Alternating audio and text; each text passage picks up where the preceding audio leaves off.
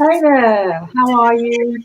We are the Business Blondes, coming here to bring you a sumptuous feast of business nous served up in style. Every week at 1, thank you for joining us for this delicious feast of business, chat, and all things called life. Now, today we've got a special guest, Dipti Tait, hypnotherapist. We'll be learning more about her later. But first of all, we'll do a quick round of the room and see what's been happening in our worlds this week. So, Sam, how are you? What's been happening?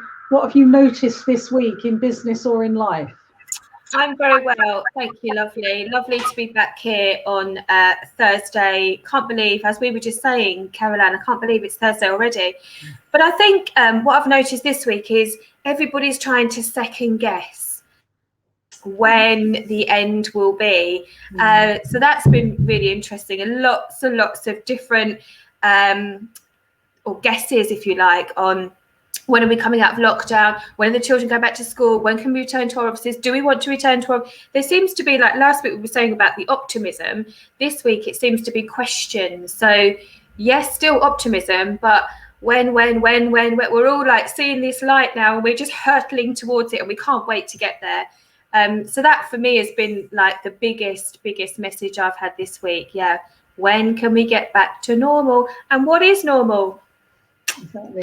It's like when you've got children in the back seat saying, "Are we there yet?"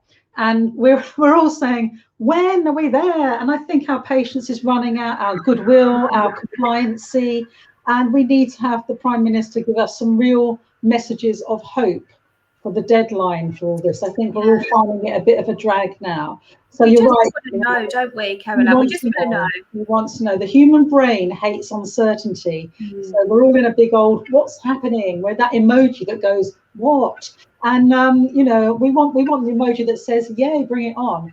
So whatever that emoji looks like. So, Kim, what have you noticed this week with clients, work, business, generally? Yeah, no, it's been a fascinating week, and you're right. There's been a lot of questions, but also there's been a lot of pressure points for people. So I don't know how many of you have seen the recent news about the KPMG chairman who has hit headlines everywhere by sharing with people how frustrated he was that they're moaning at the situation.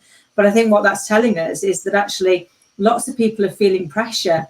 You know, we look to the leaders to say, well, actually, almost we expect you to be able to deal with this because you're paid to deal with it, but they're human beings too. And they're having to try and navigate the situation, to try and provide the answers for their people. And they're having to go through it themselves. And we're seeing a real pressure cooker of people getting to the end of their tether at a really senior space. So I think for me, it's like, how do we make sure that we're providing the right support and guidance and care for the senior leaders that we are expecting to provide that for their people? And I think that for us, it has got to be something that we need to question right now. Also, I think people are complaining because we're absolutely up to here with it. So some creative living is fine. You know? No, absolutely. And I think it's right. I guess for me, that's the piece. It was right that they could complain because look at what they're going through. I think what it shows us, though, is that we're not allowing those senior leaders to also have a right to go, do you know, it's tough for me too. That's the kind of disconnect. It's where do we find a safe space for them to have their moan also? Because every human being, irrelevant of kind of where we are and what we do, has the right now to go, do you know what, I've had enough. This has been too tough for too long, and I am missing something that I need. So I think absolutely quite right, Caroline. You all have the right to have a moan, to have a whinge. I think for me, it's a case of recognizing that is the case all the way through. So actually, how do we find that opportunity for people to be able to do that in a safe space? Absolutely.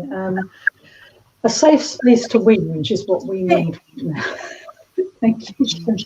Penny, what have you noticed this week in your travails and your business forays? Do you know, while I was here, I've been writing loads of different thoughts, and then just listening to Kim Adele, it made me think about a really important thought that's been coming through, is that this whole subject of you can only really deal with what's under your control. And that's something that I've really had to, because I got really restless at the weekend, really restless. I was thinking, oh my God, I went into that slight, I've got to get out. And Thomas and I went out for long bike rides and everything. But I want to see people, and then I started to think, right, what's within my control that I can do to get through this. And I sort of created a plan of fun things. I've even got a jigsaw that I'm now doing, and I'm just trying to do things that stops me from working and then just sitting in front of box sets, because I'm really getting sick of television. And I know we were told not to, but actually, because we've got our little motorhome that we bought last year, we have taken a risk and booked places to go to, because although they're saying don't book a holiday, I think to say to you don't book it, it's a nightmare, because nobody's going to get anything if nobody starts to book. And it's not fair on the industry either if we don't book B&Bs and campsites and things. So I just think do what's within your control and try and let go of things that aren't in your control. I agree, Penny. And I think we're all box set binged out at the moment, and doing something creative. I put on Facebook that I'm sending little notes, these little pigeon post notes, and I bought a fountain pen because just having something nice come through the letterbox, and I'm getting these lovely letters back from friends saying thank you for your letter, it was so nice. And there's not much to share. Oh, by the way, I went for a walk. Oh, by the way, I made some jam. Oh, by the way, but people seem to like it. So trying to find something a bit different to connect, I think, is the key here. We're running on empty. We need Blue Peter to come back with some sticky back plastic and a toilet roll so we can make an escape route. So Dipti, thank you so much for joining us today. Lovely to have you here. Now, Dipti is a very, very exciting lady. She's got a book out called Planet Grief later this year, and she's also currently got a book out called Good Grief. And she's often seen on the breakfast TV couches and doing radio broadcasts about that subject that we don't always like to talk about. Now, I know you're also a hypnotherapist, but whether we like it or not, grief is something that each and every single one of us on the planet will experience in various degrees at some point in our life. And I know from having my own griefs, as we all have, grief is a very messy, unpredictable thing. It can be maybe bad-tempered, unpleasant to be around, not just sad, but people will cross the road if they see you coming. So tell us, they're embarrassed by it. They don't want to go there. And yet the more we talk about it, the less alien a concept it is when it comes to our door. And it's not just the loss of someone. It can be a beloved pet, a broken heart, a business, or literally losing something, something that's removed from your life that wasn't there before. And in fact, perhaps the whole country and the world is going through various states of losses at the moment. So welcome, Dipti. Tell us about your experience of grief and why you particularly created that niche. So just listening to all of you speak just now, you're all saying exactly the same thing. We're all going through this strange time that is completely new. None of us have done this before. And someone said to me last week, I thought this was lovely, when I said, yes, we're all in the same boat here. She said, no, we're not in the same boat. We're all in different boats, but we're all in the same storm.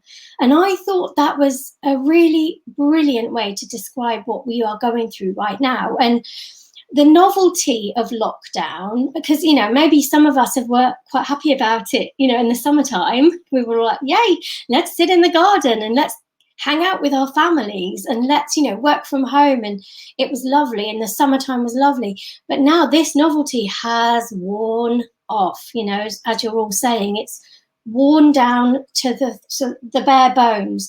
And that is what I'm interested in talking about, is like, for example, grief. You wouldn't necessarily plonk grief into what we're feeling at the moment, but we are all grieving.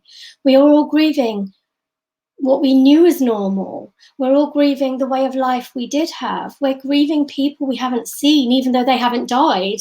We're grieving connection. We're grieving the way of being with each other. Our businesses have changed. Our way of thinking has changed. We're grieving who we were, and now who are we going to be? And is this ever going to get any different? Or is this going to go back to normal again? What is normal? So when our normal gets taken away, we grieve.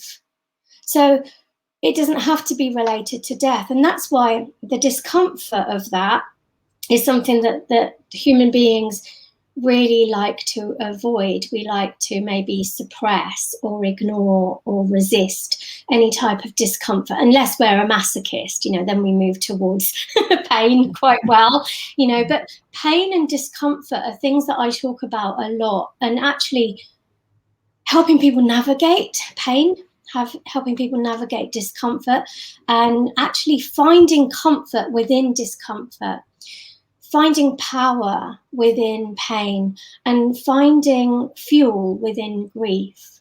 So that's kind of what I'm all about, really. I think because we all experience differently, we have to be extra compassionate with each other, because we don't know other people's stories or their experiences. So when people say, I know what you feel, you don't always. And grief is so bizarre and personal that you can never predict it, no matter who you lose or what you lose. There's no template for it. So it's the grief of losing a friend is different from losing a grandfather, a lovely dog, a colleague. So there's never a plan for grief. You can never think, well, next time I'll do it this way. It's always a shock, and it's always personal. So we have to be extra compassionate with everyone else at the moment who's going through their own version of it. Penny, did you want to say something? Yeah, I just wanted to say, I make no secret of the fact that we obviously grieved the loss of our business, and then my mum and my brother and my niece, and then the shock that Hannah went through, and lots of deaths and traumas. And I didn't confront, I thought I was coping with them, but I didn't deal with them. You know what I mean? There's a difference. And it was through talking to Dipti. I went to psychologist. I even had my brain checked to see if, when I had this terrible experience, which was defined as a PTSD experience, I went to hospital thinking, actually, did I have a stroke or something? Dipti's the only person who's been able to help me understand what happened to me. And she said I was having a hallucinogenic panic attack when I had these, I was hallucinating these trolls when I was delivering this course and everything. Never knew that. I found it really fascinating. So Dipti, what gives you the insights into that? I know you've helped a lot of people through grief, but how did you have that insight? Because it's helped me so much, just understanding what that terrible experience was to me. So I have an actual visual thing that I use to explain things. So imagine we have one of these in our brain. It's like a little tiny stress bucket, and it's filled with stress. So these little balls are kind of everyday, your everyday stresses. So when something traumatic or deeply painful or grief kind of happens to you, imagine that this normal ball sort of triples or quadruples in size. And so then it basically takes over the stress bucket. So what happens is, because it's heavier, really, it goes in, and imagine these bits, these little ones come out and they overspill this way. So then that causes emotional overwhelm in the system, which is also another word for panic. It can also be paranoia. So panic plus paranoia can cause hallucinogenic kind of experiences. So that's basically what happens when our bucket is overspilling. So I can talk about this a bit more if you like, and describe how hypnotherapy helps, and if that's something that you want me to keep going with. So hypnotherapy gets you into a state of mind that's called REM, which is rapid eye movement, which you've all probably heard of, and that's a sleep system that we all go through in our normal sleep cycle. When you're in REM, you're also in what we call trance. And trance normally is a loaded word, and people get a bit scared of that word, but actually trance is just a normal state of mind that we all go through. Daydreaming in the daytime is trance state, and night dreaming is trance state. So when you're in REM, what the brain is actually doing in REM is it's basically creating a hole in this bucket at the bottom. So when the hole is not blocked, the stress from the day is coming out of the bucket, if that makes sense. So it's all being processed properly through the bucket. But when we have additional stress like pain, grief, massive stuff that we haven't really coped with properly or sorted through properly, it comes out this way. And that is what we call basically paranoid, hallucination, panic, And that's really the point of hypnotherapy, is making sure the flow, is there. So amazing description. I love this sort of imagery. And do you, at the moment, with the clients you've got, because I know what you're celebrated for is the fact that even before the pandemic, you were able to do virtual online support through your solution-focused hypnotherapy. In fact, you're trained to teach other hypnotherapists how to do that, aren't you? Which is incredible. But have you seen a shift in the way that people are needing help because of the pandemic? So you would make the assumption that people are more anxious and more stressed out, or from my point of view, I'm kind of actually seeing something a bit interesting. They said in the war that depression rates went down because people actually had things to do, and then they were less likely to be overthinking. So actually they got on with stuff because they had to get on with stuff. So at the beginning of the pandemic, I was seeing loads of people for insomnia rather than depression. So the insomnia rate had gone up, but the depression clients had gone down massively. And so I've been helping a lot of people with their sleep more than normal. Also, interestingly enough, I saw lots and lots of smoking sessions. So people probably got in their head that, oh God, well, if I need to keep my immune system boosted, or I need to keep healthy, I need to stop smoking, I need to stop drinking. So I was helping people with alcohol, drugs, smoking, addictions, that kind of thing. Now I'm seeing people with, I am really fed up with this now. I just need some motivation. I need a kick up their backside. I need to start kind of chunking things down, putting things into order. So it's kind of more motivational coaching stuff, as well as insomnia. Well, yeah, it's interesting. Can I ask, Dipti, that I know, we're all girls here, but it's not just girls that are talking about what is the one thing that we are all talking about: lockdown weight. And that's something that I've considered seeing. I've seen a hypnotherapist before for smoking, but I was considering it for weight because you just feel like, again, it's habitual, isn't it? Smoking is very habitual, but I've fallen into this chocolate biscuit habit and trance, if you like, at 9 o'clock in the evening, where it just happens. And, without me even realizing, this just happens. So what can we do or what would you recommend, and how do you help people with regards to lockdown weight? Because I'm assuming that that's quite popular right now. It is. And, there are two types of people when it comes to weight loss, and I can categorically put them into two camps. One of them is, can you fix me? Can you sort me out? The other camp is, can you help me change my mindset? And can you help me change my attitude? These people I don't work with, and I tell them to go somewhere else. These people I do work with, and it's more of an understanding of what the triggers are. And it's a massive awareness, isn't it? It's like you said, Sam, you go into this kind of other trance, of it's 9 o'clock, oh, chocolate biscuit drawer, and almost like it is like a hypnotized state, but a negatively hypnotized state where you're not really thinking about it.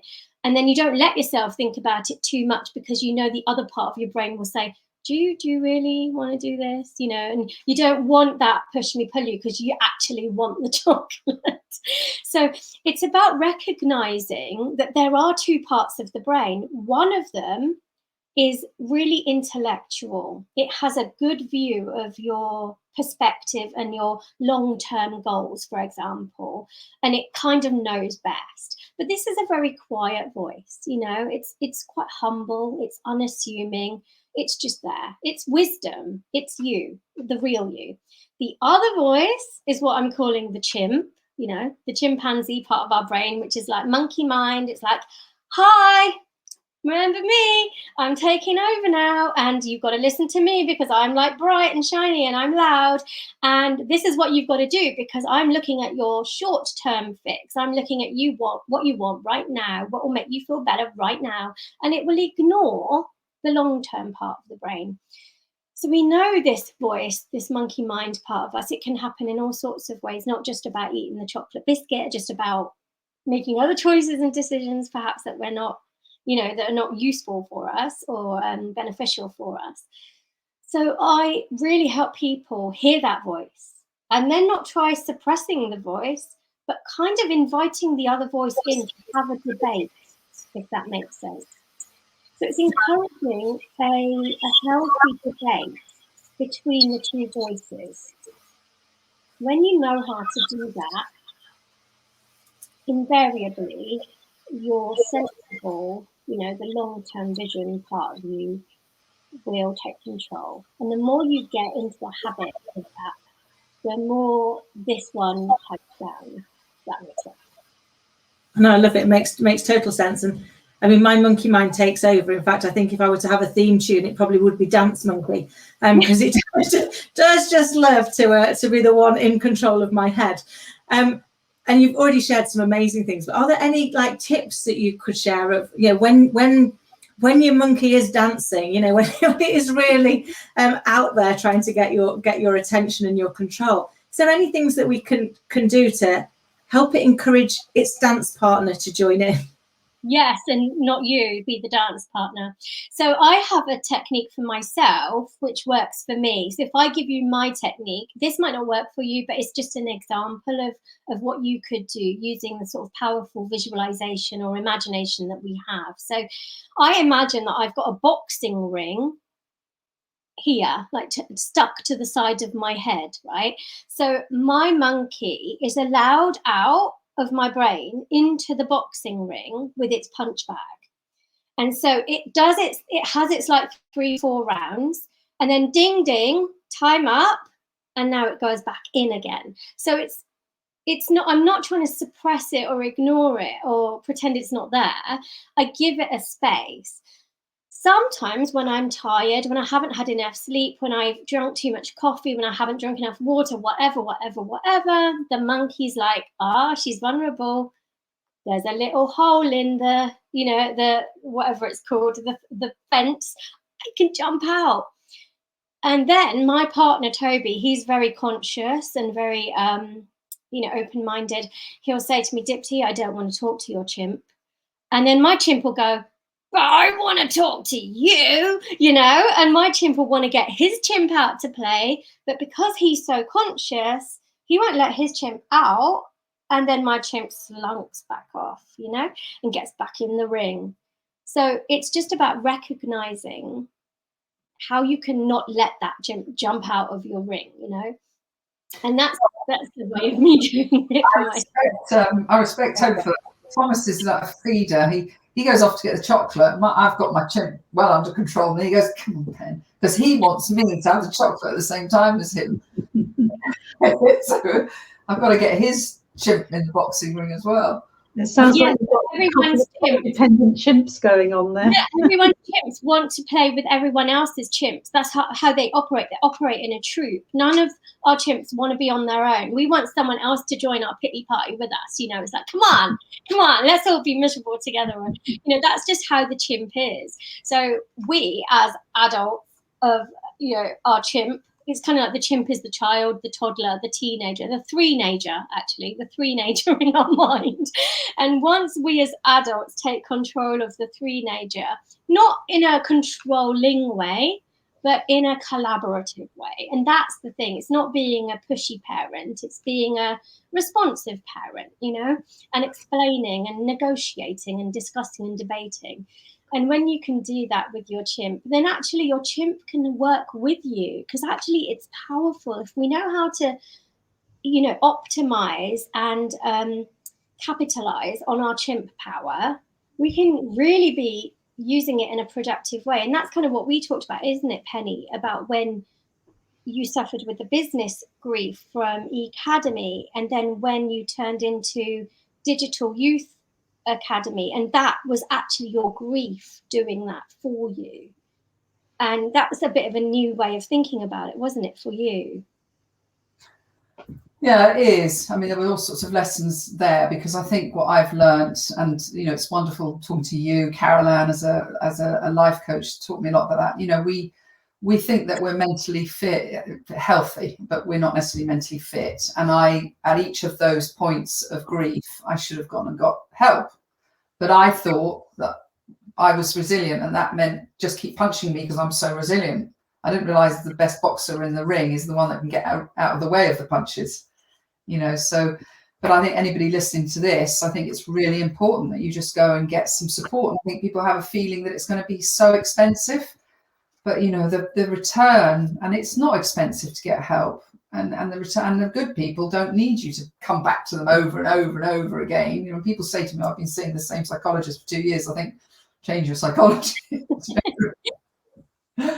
Yeah.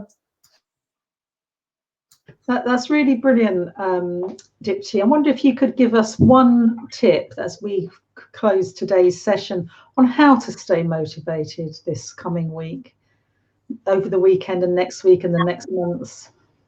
I do really feel it's attitude, actually. When we've got a good attitude, and sometimes I really don't like that word because I hear my dad saying it, because my parents both have died now, and that's why I wrote my books, because I lost both of them and I nursed them through cancer when I was quite young. So I hear my dad saying, you've got a bad attitude, and I hate that word sometimes, but I've reframed the word attitude for a positive way of talking about it. So when we change our attitude, which is also change our perception of anything, then we can absolutely start to see the long-term picture of why that would be a good idea to maintain, or why that would be a good idea to keep going with. Even through the bumps in the road, you've kind of got a good view of the destination. And even if you can't see the destination, you've programmed the sat-nav properly, and you'd kind of trust that the sat-nav is pointing you to the right place, So it's about figuring out what you want, programming that into the sat-nav, and then not worrying about the journey, but just following the path, sticking to the plan, That's one of my favourite quotes is see the vision, but trust the process. So hold the vision, trust the process. That's brilliant. Thank you, Dipti. Penny, have you got a little tip for us all going forward? Yeah, well, actually, I'm going to become very boring now when I say this, but we had hired an expert to talk about LinkedIn last week, and it's made all of us look at our own profiles. And I'm going to say to people, think about how your LinkedIn profile, because a lot of people are connecting more than ever now. And if your LinkedIn profile isn't well written and written compassionately, that gets your personality and character across, and also gets the impact that you want to have on others across. So I'm going to give you a practical tip for the week. Go and do that. Go and look at your LinkedIn profile again. Nice, thank you, Penny. Sam, and you are on mute.